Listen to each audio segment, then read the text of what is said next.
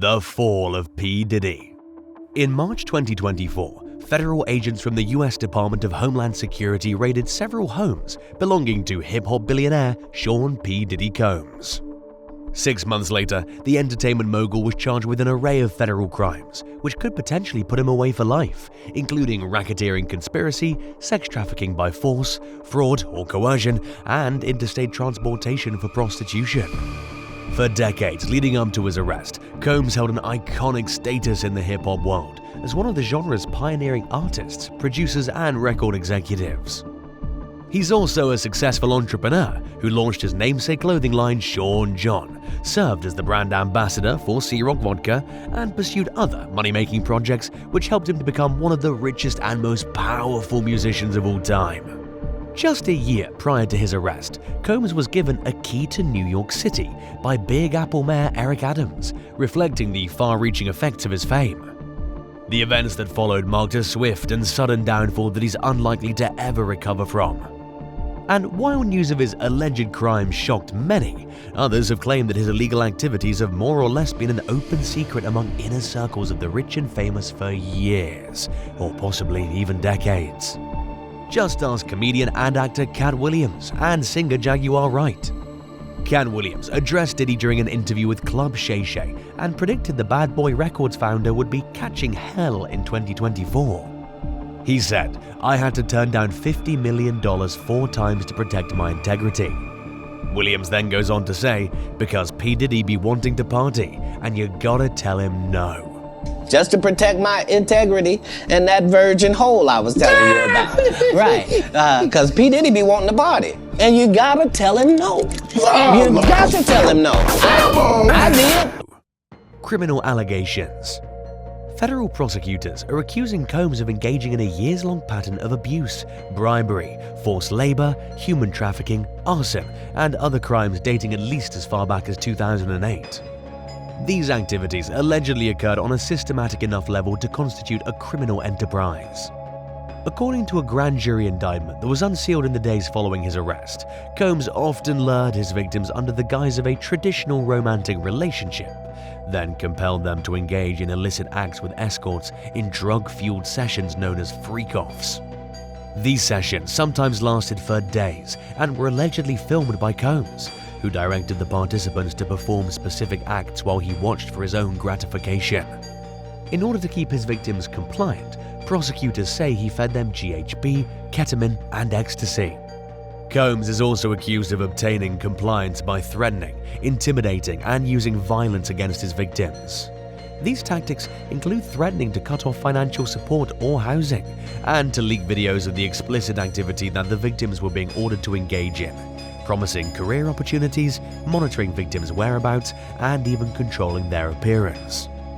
During instances of physical violence, Combs allegedly hit, punched, kicked, threw objects, and dragged his victims, causing injuries which often took days or weeks to heal. Jaguar Wright has some explosive claims about Diddy that she shared on TikTok and on Piers Morgan Uncensored. When asked by Piers Morgan about the freak-offs Diddy allegedly orchestrated as cited in the lawsuit, she has a lot to say. I'm going to tell you right now that me, as a woman who has been in the industry for over 30 years, I've been performing live since I was 13. My first handler was McKinley Horton. I come to find out 25 years later that a scar that was on his face with a very elaborate story he gave me was put there by a woman who he assaulted. To live through these things and hear your elders in the business, people like Patti LaBelle say, just avoid him, honey. Sean Diddy Combs had allegedly sold a freak-off party tape for $500 million on the dark web. Wright says she actually has freak-off tapes in her possession and says that Diddy and Jay-Z are monsters. While Wright and others have been calling out Diddy for years, most of the crazy stories were just chalked up to rumors. Freak-offs. The indictment against Combs claims that freak-offs were planned with help from his employees, who booked hotel rooms, arranged airfare, and arranged cash payment for escorts, sometimes just pretty girls from wherever. Staff members, including high-ranking supervisors, security staff, household staff, personal assistants, also reportedly stocked a fresh supply of baby oil, drugs, linens, lighting, IV fluids, and other supplies prior to planned freak-offs.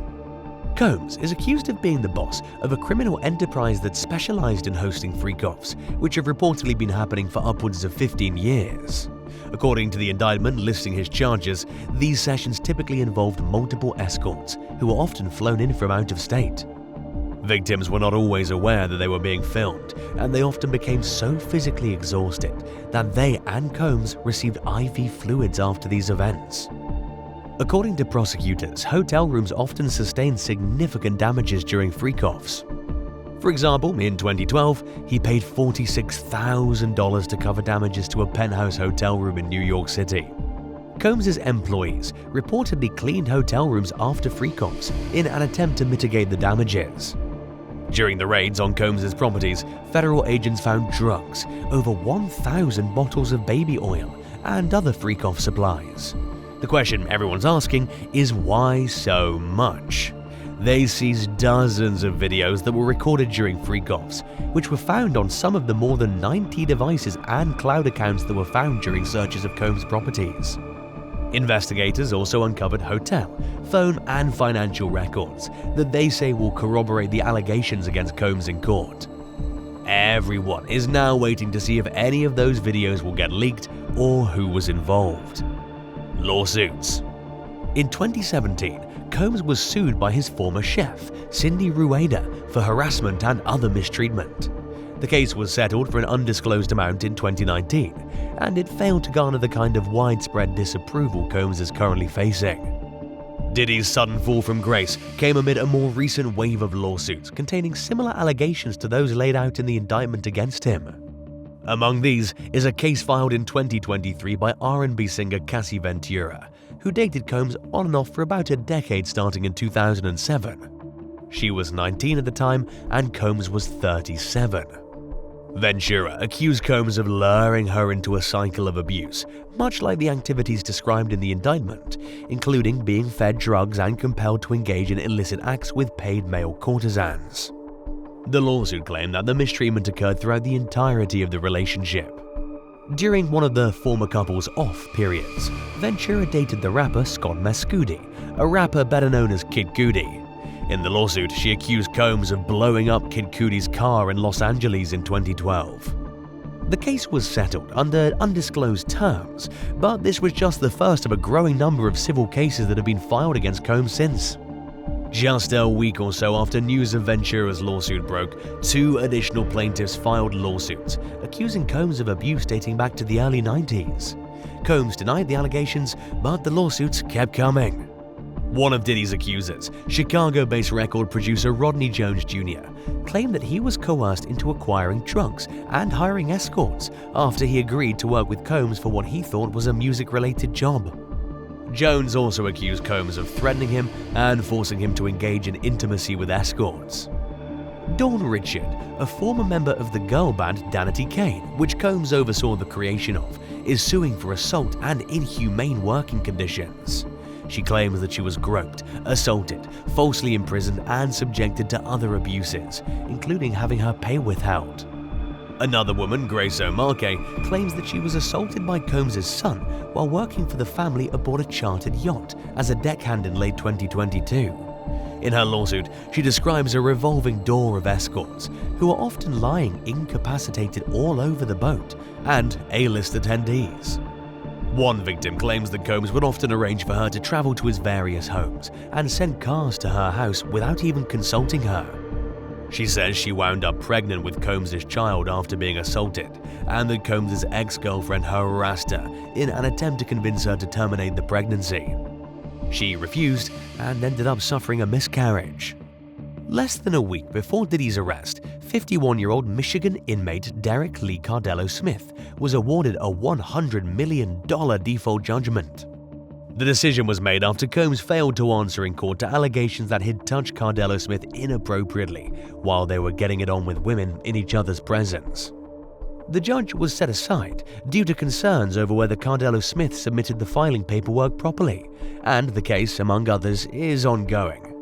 Since Diddy's arrest, at least 2 more litigants have filed lawsuits against him, bringing the grand total so far to 12 civil suits since 2023, 11 of which appear to be ongoing.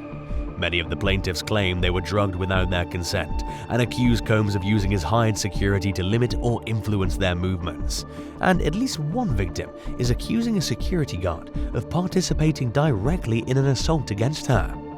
Combs has continuously denied the allegations put forth in the lawsuits, essentially implying that the plaintiffs are money-hungry liars and that any activity he engaged in with them was consensual. The Cassie video. In May of 2024, roughly 7 months after Cassie Ventura's lawsuit against Combs was settled, surveillance footage of Combs assaulting the singer was released. The disturbing video was captured at the Intercontinental Hotel in Los Angeles in March of 2016.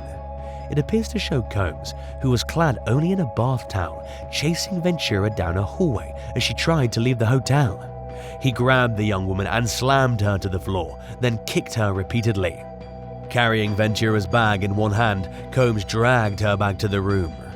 Ventura later claimed in her lawsuit that Combs had punched her in the face while intoxicated, and that she was trying to leave the hotel as he slept.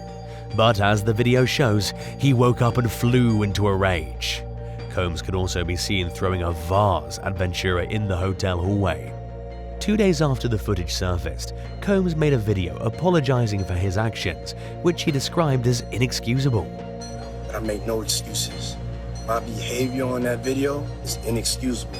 He went on to explain that the incident happened when he was at rock bottom and claimed he'd felt disgusted with himself back then and that he still feels disgusted now. Disgusted. I was disgusted then when I did it, I'm disgusted now. The incident supposedly served as a wake-up call of sorts for Combs, who said he checked into rehab and sought therapy afterward. But he made it clear that his apology was not an admission to any allegations, other than what was depicted in the footage. In a statement responding to the apology, Ventura's lawyers said Combs' most recent statement is more about himself than the many people he's hurt. They went on to accuse him of only apologizing because he got caught. Meanwhile, prosecutors claimed that there was a male escort in the hotel room and that Ventura was trying to escape a freak-off.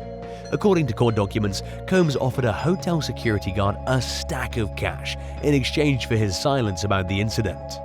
When the guard turned the money down, Combs and his employees allegedly contacted other members of the hotel security team and kept a tight watch on Ventura in a bid to cover up what had happened. The video depicting the violence against Ventura subsequently disappeared from the hotel server, but it must have been retrieved at some point. It was this footage and Ventura's claims which served as the basis for the federal investigation into Combs. The lawsuits that followed after Ventura's also helped the authorities build a case. Cancelled. Before Combs had to answer in court for his alleged crimes, he was held accountable in the court of public opinion. As the legal cases against him began to mount, he stepped down as the chairman of Revolt TV. At least 18 brands cut ties with him, and he also lost a deal with Hulu for a reality show about his life that had already started filming.